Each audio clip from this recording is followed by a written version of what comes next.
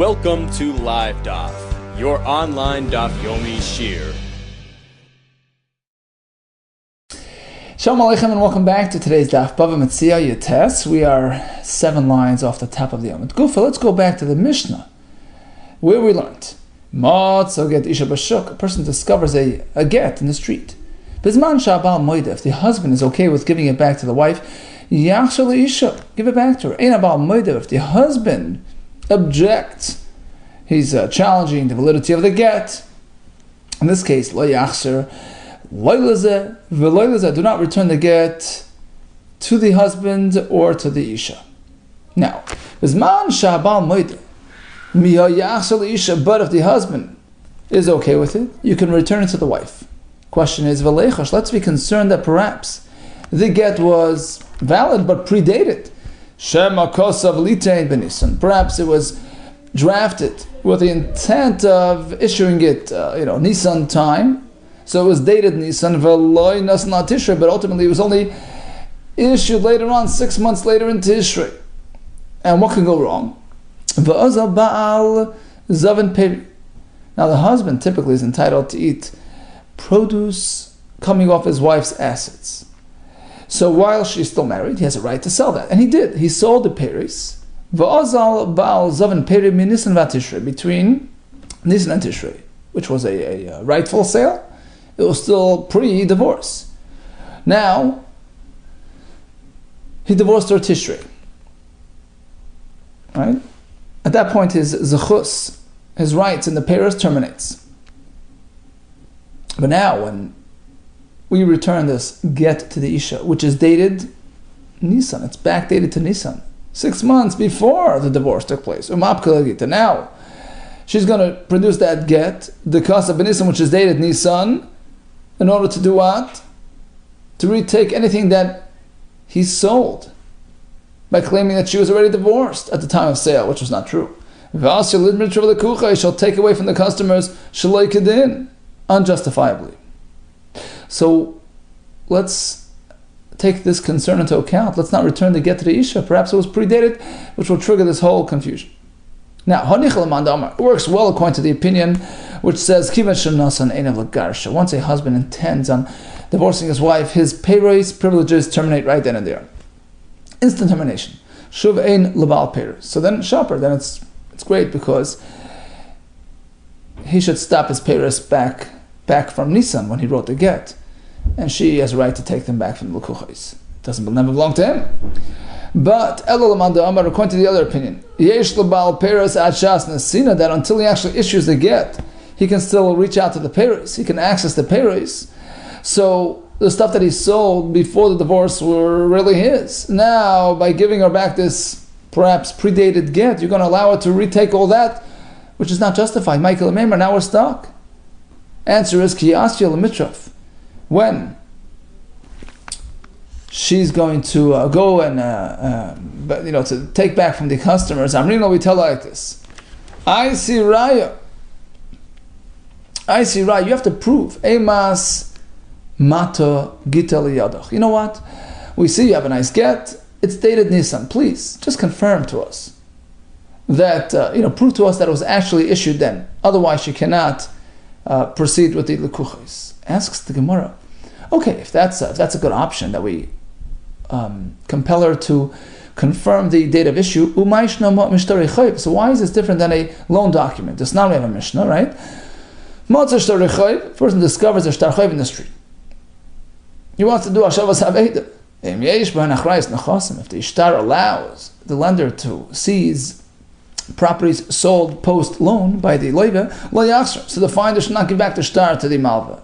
Why? Well, now we have learned that Mishnah is speaking with the chayav, the allegedly guilty part, the liable fellow, the loiva. It's just a way of describing the loiva. He's admitting, he's conceding. Go ahead, give it back to the malva. It's a fine shtar. I borrowed the money. Why should we not proceed? Why should we not return it to the malva if the loiva is agreeable? Perhaps it was predated. It was composed in Nisan, but it wasn't actually issued until Tishrei. And this will enable the malva to seize properties unjustifiably. stuff that were sold between Nisan and Tishrei before the loan took place. So the question here is, why not just do Hashavas Haveda and attach, have a string attached to it, attach a condition that the Malva can only use the shtar if he can confirm the actual date of issue, the actual loan date. Hasam Nami there as well, return it to the Malva, and when he's holding by seizing properties, neighborly will tell him, look, I see right, you have to prove when the shtar was given to you. Just like we do by the Isha, what's the difference? Amri, the answer is like this, big difference. Here by the Isha's get, when she approaches the loikeach, the fellow who bought the stuff from her husband, Asi loikeach v'tava, said loikeach will give her a hard time. He'll demand confirmation. He'll say like this, Amar, Hai dadruni Allah Rabbanan, the Gita. True, she's holding the get, and the Rabbanan allowed her to retake the get, right? To retake possession of that lost get. There's a reason for that. Mishum, not to enable her to collect from me, not because it was actually hers from Nisa. No, that's not why. Mishum de le'ta'agna v'tesiv.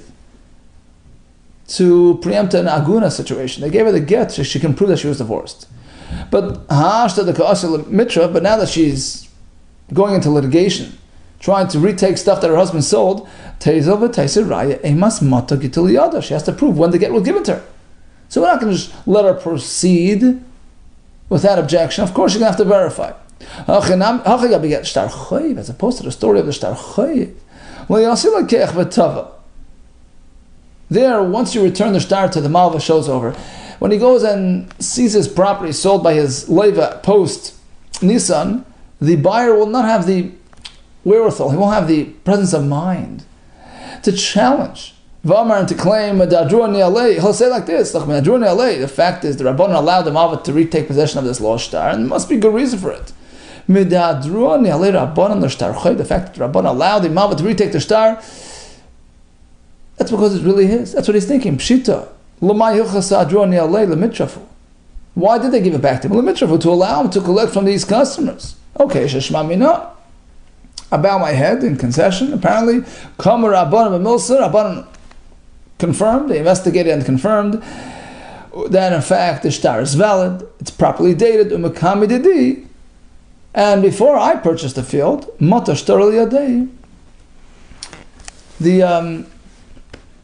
the shtar was granted to the Malva, meaning the loan was issued in Nisan, before I bought the field, and therefore, too bad I have to give it up. So bottom line, we are concerned about predated documents, but by the get Isha, we require a confirmation. She has to verify before she can make trouble. Whereas by the Baal Chai, there's going to be no challenge against the Malva, because the buyer will assume it was verified and investigated and it's accurate. So there we have a concern that perhaps he's going to be Toref L'kuche Shalekidin. A person finds a shtar given to an Eved to set him free. So he finds that in the street. If the slave owner is agreeable, he can give it back to the Eved to prove his freedom. If the Rav objects, he can't return it to the Rav or to the Eved. Asks the Gemara, same kasha. But if the owner is okay, you can give it back to the Eved. What about predated? Why? Perhaps the same story happened here. He wrote it in Nisan, but he actually gave it to the Eved only Tishrei. So between Nisan and Tishrei, it was really still his Eved. And what happened? Between Nisan and Tishrei, this Eved Kanani purchased properties. And we know that whatever Eved gets, whatever an Eved acquires, automatically reverts to his owner's possession. So now the Eved bought stuff between Nisan and Tishrei, while he was really still an Eved, because he was only released Tishrei.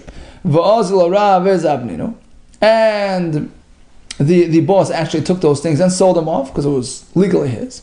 Now, fast forward, we have a shtar that was given to the Eved Tishrei time. So starting Tishrei, he's free. Now that shtar was lost and found, and it's being returned to the Eved, but it's predated as of Nisan. Oh, so the Eved will claim freedom from Nisan. He'll go back to those assets which he acquired between Nisan and Tishrei, which his boss sold off, thinking that it was his, and it was really so. And now he'll claim that he was freed starting Nisan, so those assets belong to him, the Eved, and he'll go take it back unjustifiably. Who produced the shtar shikhr, the kosa b'Nisan, which is dated back on Nisan. 6 months prior to his actual release, and that will enable him to take back those assets that his master sold. Now, this all works fine according to the Shita that holds that we view it as being beneficial for the Eved to go free. He can go marry into the community, it's good for him, right? So it's a schus. Combined with Abayi's chiddush, the Amar Edim v'chasum of Zachamli, that whenever Edim sign a shtar, in this case a shtar shichra, they are granting the Eved that freedom, so to speak, meaning that even if the shtar was written and signed Nisan, but it was given in Tishrei, once the Eved gets possession of that shtar Tishrei, he is freed retroactively from Nisan, from the moment in time when the Edim signed that shtar and made it active and activated the shtar. Shabbos, and now it works well because technically he's being freed from Nisan. So he can treat himself as a free man starting from then. But according to the other shita discussed back in the Gittin, that it's considered detrimental for the Eved to leave his master's cocoon, so to speak. There he has his Eved, rights and privileges. So Michael Amemar. So in this case, you can't just be mezaka the shichro to the Eved, meaning you can't just grant it to him without him knowing. He only goes free when you actually personally give him the shtar, which only happened to Tishrei. Says the Gemara, the answer is, we're not concerned about this predated issue, because if actually he'll go ahead and try to take back properties sold by his master, we will insist to the Eved, I see Raya Imas Mata Shichrul Yatcha, please prove and verify when the document was given to you. Until then, you cannot seize properties. Diatiki matana v'chol, tana rabon. Ezi diatiki. What is a diatiki? It's a joint word. Diatiki means da, tehei, l'meikam v'liyos. So it's basically like a will that typically is written by a shchibmar, a person who's deathly ill. That this gift, this shtar, Rashi says, shtar zeh, yehi lokum, v'liyos b'chol ha'kosab. It's going to legalize everything that's in there. Basically, if I'm willing things to people, giving things away, the shtar formalizes it and makes it real. On the condition that he dies, right? So if he dies, his assets go to that person. Matana. What is a shtar matana? A regular shtar matana is where the giver writes, look, starting today until after my death, which basically means that I'm giving you a field, I'm giving you the actual field today. You have possession of the guf today, but the payers, the produce, I will still benefit from until the time of my misa. So this is a regular gift. Asks the Gemara, it's the only way to give a gift with this interesting expression, the split, process. The only one that has this type of expression. Can you actually give stuff away? But otherwise, why can't you just give a regular matana? It means like this. How do we describe a healthy man's gift? Which is very similar to a gift given by a shchivmar, a person who's deathly ill. Right? Do we have something along the same lines, with the same format? In which case the recipient only gets it after the giver's death. Similar to the shchivmara, do we have a matnas bari in the same fashion? Yeah. When he's giving the guf today, but the paris only later, so the full kinyan only happens later. So it's a similar format to a shchivmara where the gift only takes effect after misa. Okay. Bottom line, the Mishnah says all these documents found in the street should not be returned because, in the Mishnah's words, we say like this: Shani Yomer, we speculate, we suggest, Ksuvin Hayu, true, they were drafted properly, but perhaps the fellow changed his mind, never issued it, never activated it, so he can't give it back to anybody. So that was the Gemara. That's only because the issuer did not give us the green light to deliver it to the recipient. Well, let's say he's agreeable. He says, yeah, give it back to the Malva, whatever, nice, then we can do it. Right? This is a good gift. Give it back to the recipient. Let him have the shtar to prove the gift. Then we give it to him. That's the Mishnah. The Brisa says otherwise. Raminu. A person finds all these documents. Diatiki, that's the Matan Shchimura. Apotikois, Rashi says, is where the Leiva designates a certain field that the Malva can come seize in case of default. Umatan is a gift letter. Even if both parties involved are fully agreeable, don't give it back to anybody. And the Mishnah indicates otherwise, that if he's agreeable, you can give it back. Answer is like this. Different type of situation. One case is speaking that the gift was written by a healthy man. And the other case is talking about a deathly ill man. The halacha is, if a healthy man gives a gift, he can't just change his mind. Whereas a shchimera, he can change his mind. It's not a final deal until he dies. So until then, he can, just switch the recipient. Okay, how does that answer our question? So, step by step. Masnis, let's go back to the Mishnah. Now Mishnah, which indicates that if the parties are agreeable, you can return the gift letter. The gift letter was not an ordinary gift letter. It was written by a shchimra. The bar mahadahu, who can legally change his mind even after the gift was issued, right? Even after the letter was delivered to the recipient. So now, since he's a man that can change his mind, the bar mahadahu, he has that ability. Now there's no concern. Why? Now let's just stop for a second.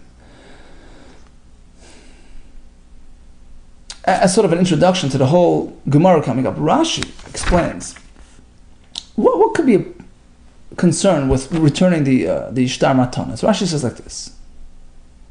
This is pretty much in a nutshell what's going to go on in the next Amud Gemara. We find the shtar matana, where Reuven granted his field to Shimon. Don't give it back to Shimon. You know why? Because maybe what happened was like this. Reuven intended on giving his field to Shimon. He wrote up a document, but he never actually delivered it to Shimon. So Shimon never was Zoich. He wasn't really the recipient. Then he decided to give it to Levi. And he actually gave it to Levi. And now he had a change of heart again. Going back and forth. He had a change of heart again. He decides, you know what, I want to really give it to Reuven. And that's what we found in the street. We found the shtar, which shows that he gave the field to Reuven. Problem is he never delivered it to Reuven. But now he's pretending that he did. Yeah, it belongs to Reuven. So we don't return it to Reuven, because since there might be Shimon on the scene as well, the rightful owner, by returning it to Reuven, Reuven is now going to seize the field because his shtar is dated earlier than Shimon's shtar. And it's not right because actually he never gave it to Reuven. So we keep it at bay, we don't return it. Okay, that would be the concern. Now back to the Gemara here. In the Mishnah we're speaking about a shchimra who granted this field to Reuven. In that case, there's no concern whatsoever. You know why? Because even if it's true that there was a Shimon on the scene, etc., we're going to preempt that concern. Watch. Tamrinan, because we say like this. Michael Imam, what's our concern? Dilma kasva mikar lai. Perhaps initially, he wrote a shtar for Reuven. V'imlich, and he changed his mind. V'lo yavani ali. He never actually gave Reuven the shtar. V'hada kasva l'in shachrina. And then he wrote another shtar matana for Shimon. And he gave it to him. He was like, and now he's changing his mind. He's regretting that gift. He's regretting the gift to Shimon. And that's why he's advising us to return the shtar to Reuven, so that Reuven takes possession. That would be the concern. Says the Gemara, how do we address that? Look, because if the gift to Shimon was a regular healthy man gift, it was not a shchimra gift. So even if we'll return this shtar that we found today to Reuven, less leip seita, so Shimon will not lose anything. You know why? Because the chinavka tarti, because even in the event that we have two stories, one to Reuven and one to Shimon, Basrai says, you know who's going to win? Shimon. Because the gift to Reuven was a matna shchimra, which could be cancelled. And it was cancelled by giving the proper shtar to Shimon. So Shimon will get it in any case. That's one option. And let's say he also gave it to Shimon using a matan shchimra method. So less b'pseida. So once again, nobody will lose. The Basrai says, Zachi. Let the last man here, Reuven is called the last man here because he's the last one on the scene. Let him be Zeich. The Gehada Bey, because the owner regretted Shimon's gift. And it's a shchimra gift. You can be chayzer, you can change your mind. You can cancel it. So basically, there is no risk in returning the shtar to Reuven, even if there was another gift to Shimon.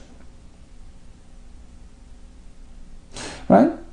As we explained. Now, Kiktani b'Brais, as opposed to the Brais, which says, even if both parties are agreeable, don't return it to anybody.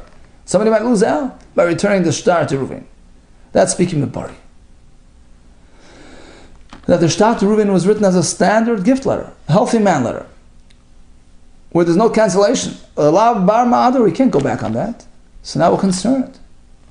Damrina, we speculate. Perhaps initially, he wrote the star to Reuven, but he never actually carried it through. He changed his mind. He never gave it to Reuven. So Reuven was not a zoich.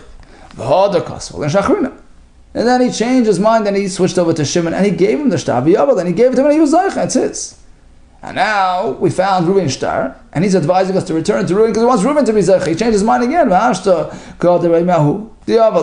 he no longer wants Shimon to have it. And he figures it's very elongated back and forth, and very unique Gemara. Goes through all the tits and tats. But Sava is figuring, you know what?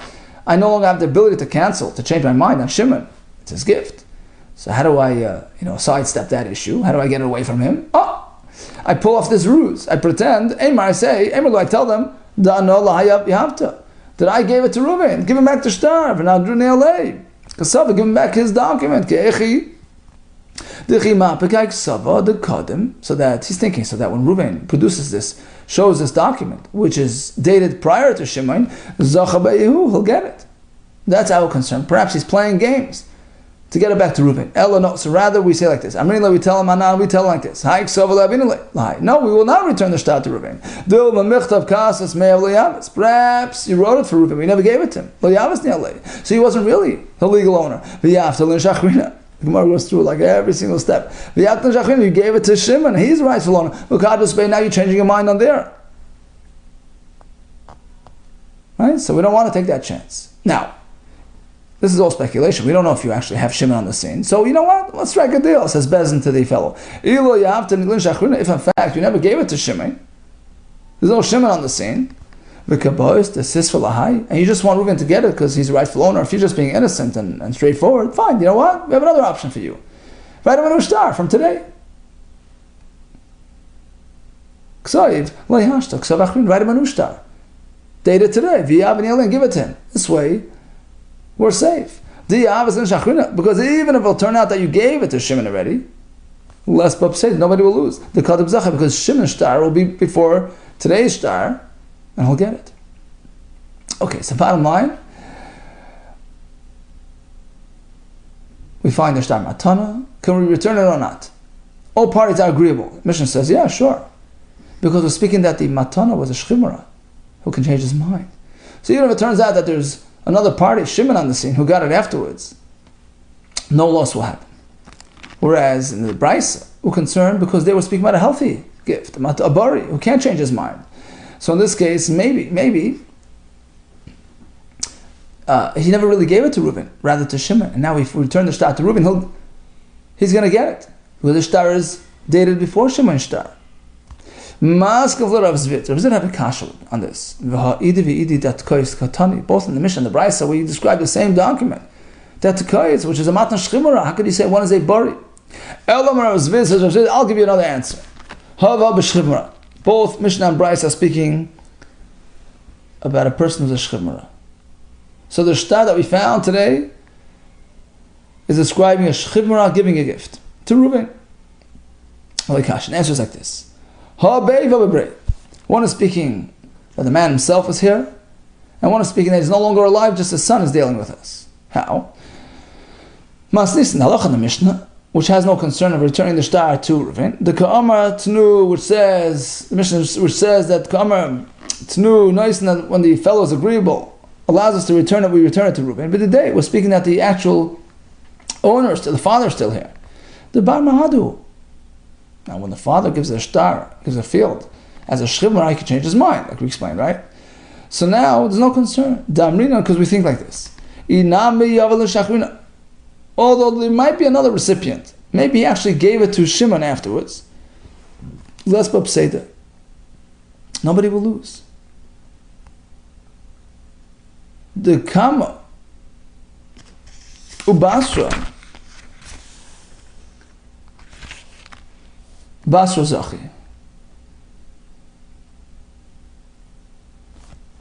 Because when we're dealing with a Shchibra who can cancel, can go back on his deals, so we have an earlier one and a later one, right?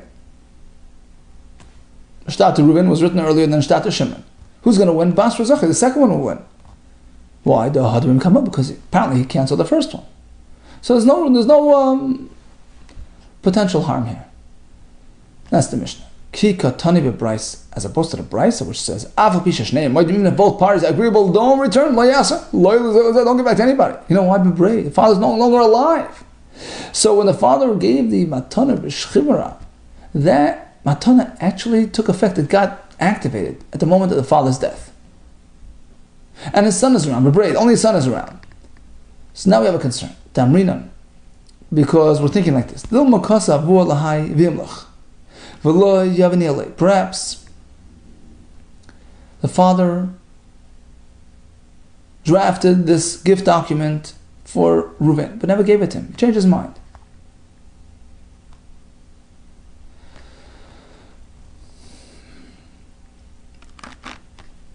Okay, so he never actually delivered it to Reuven. Ubasar Avua. And after his father's passing, the son came along. He drafted a new document for Shimon. He gave it to him. So legally it belongs to Shimon, right? And suddenly the son changed his mind. He no longer wants Shimon to be the owner. So he figures like this. Savar, he figures, you know what, I can't cancel it anymore, right? Too late. So what am I going to do to get away from Shimon? I'll tell them, that my father gave it to Reuben. Look, there's a star here. Give it back to him, to Reuben. It's his. And therefore, return the document to Reuben.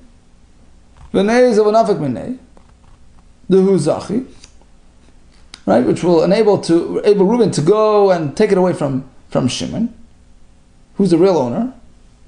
By claiming that he was the Zaycha, he's the real owner. And he's doing this to split the loot. I'm going to split the loot with him. That's the son's thinking. I'm going to split the deal with him. That's how we're concerned. Therefore, we don't cooperate with this. We say like this. We tell him, no, we're not going to return the document to Reuben. For this concern, the Dilma, right? The goes through again. The Dilma, Michtav Kasri Avoah, perhaps the father issued the document to Reuben, but never actually delivered it to him. And you, after father's passing, gave it to Shimon. Because you're changing your mind on that. So, we stay put. Rather, if in fact what you're saying is true, that your father actually gave it to Reuben, okay, no problem. Write him a new star from today. Zilat hashta. So go ahead right now. Write a new star to Reuben, which will preempt any concerns. So even in the chance that the father did not actually give it to Reuben, because and you gave the field to Shimon, and Shimon is the real owner, there's no harm done. Let's say that. You know why? The Kama Basri, Kama Zachi. Because when you have an earlier and a later star, who gets it? The first one.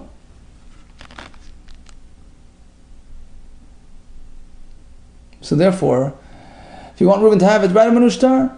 But we're not going to give him back that old star, which is, predated to this potential Shimon star. We don't want him to lose on that. Okay, we'll pick up the rest tomorrow. Bottom line, a person finds a shtar chayv in the street. A person finds a get isha in the street. There's always a concern about predated, but in the case of the isha, we require verification as to when it was issued, so therefore there's no concern. The same thing with the shtar shichur, we require verification. We had a steer between the Mishnah and the Brisa regarding returning a shtar matana. We had one pshat, one is a shchibmara, one is a bari. Rav Zer's pshat, both are bari. One regarding the father, one regarding the son. We explain in great detail when we have concerns, when we don't. All the best to you, and Atzlacha Rabbah.